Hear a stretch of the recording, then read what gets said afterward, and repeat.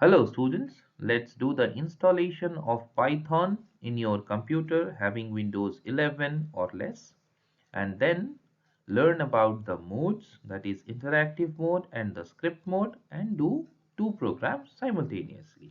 Okay, let's start. Hello students, let's see how to install Python in Windows 11 or any other Windows.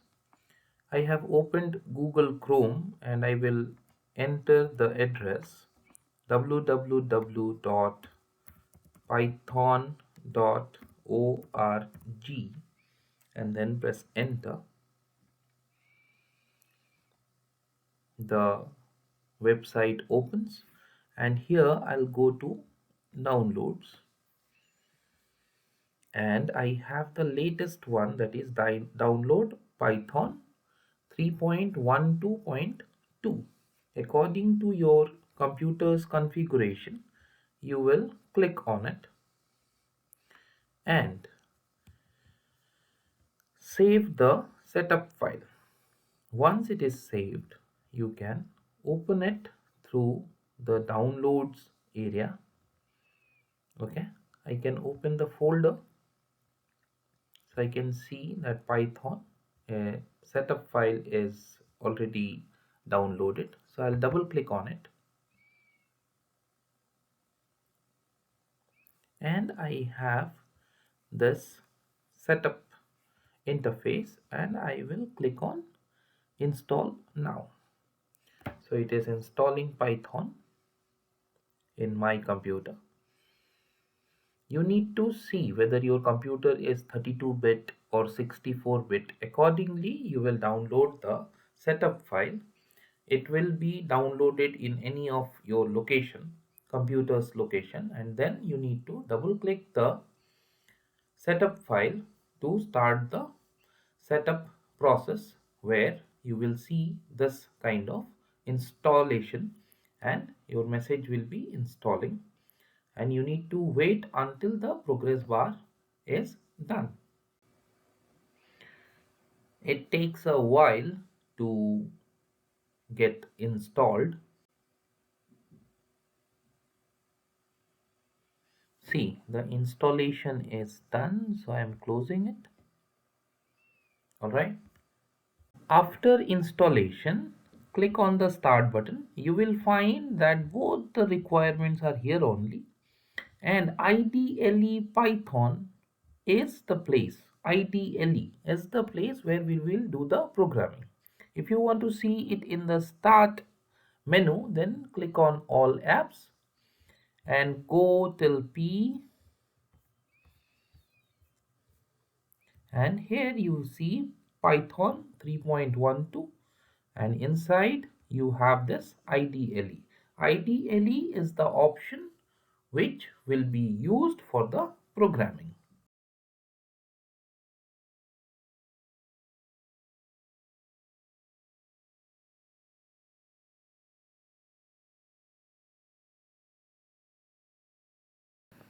Okay, let's begin. Click on the start button and click on IDLE Python. This interface is known as the interactive mode of Python, where we will write a line of code and will get the output of that line.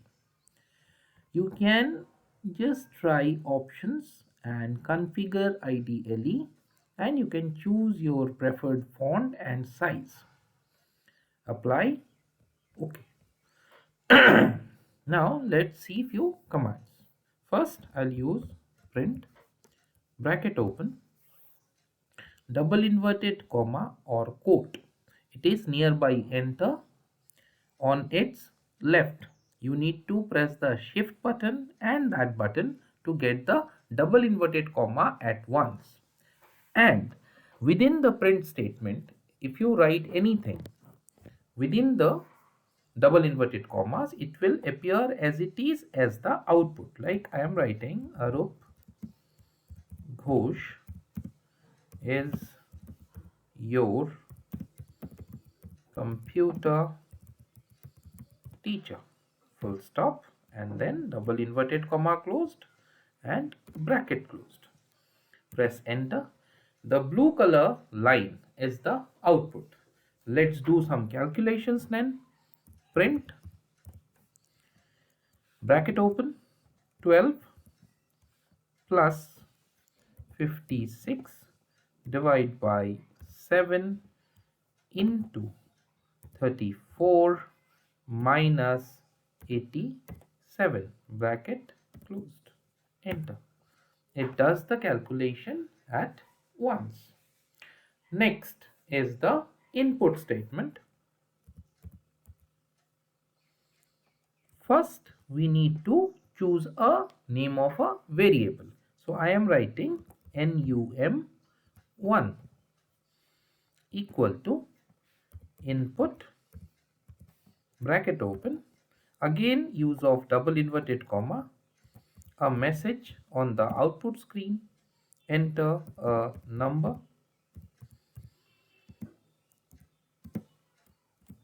okay, bracket closed. With this statement, in the output screen, the program will ask you for a number like this. As I said, the blue color visibility is the output. So enter a number, you will reply it with a number. Then we will write the next line of code, say num2 is equal to input, bracket open, enter another number. Alright, so num2 is the second variable. So the output screen is asking you for another number. Let's write 76, enter. Next line of code will be, say add is the variable, is equal to num1 plus num2. Okay, now we need to show it as a output, as an output. So for that we'll use again print, bracket open, a message, the addition of above numbers is equal to double inverted comma closed, comma, and name of the variable, that is add. Here this comma is the separator between the message and the output. Bracket closed, enter.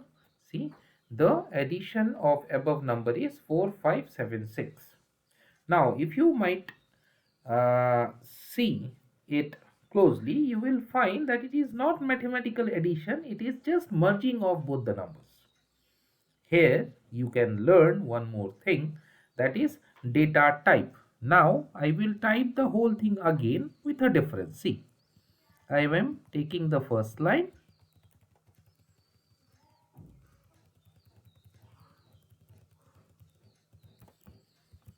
copying the first line, pasting it, but in the beginning I will use a word which is int, bracket open, and at the end bracket closed. With this int, the data type of the value becomes integer. So now mathematically it will be a number, like let's use the same number again, 45. Here 45 is a number. Previously 45 was just a text. Okay, now because of this int, 45 is a number. Let's copy the second line,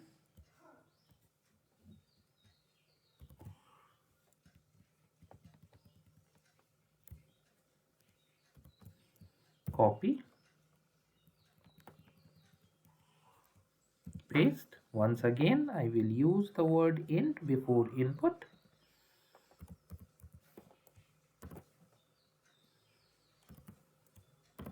Okay, enter another number. I'm giving the same number 76. Now done. Next, let's use the same line again.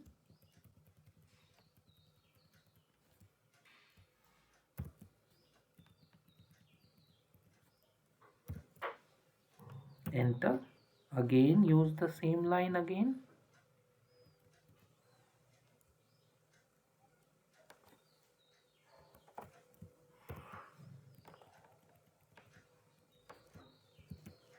Okay, enter. Now you can see the mathematical addition of 45 and 76. It is only possible because of the data type, which is int. Now this is the programming in the interactive mode, where you have written a line of code and got the output of that particular line. With this, I am ending the interactive mode, but I will start the script mode next. Okay, it's time for the script mode. For that, you need to open the file tab and then use new file. So when you click new file, you will find a notepad like interface in front of you. First, maximize it. Alright. Then you can write more than one lines at a time, and all the lines will be executed together. That's the speciality of the script mode. Let's do it. First, I'll write a comment which program I'm going to do, that is area and perimeter of a circle. One more comment.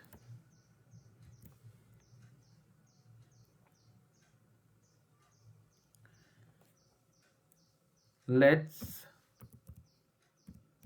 take the value of pi to be 3.14.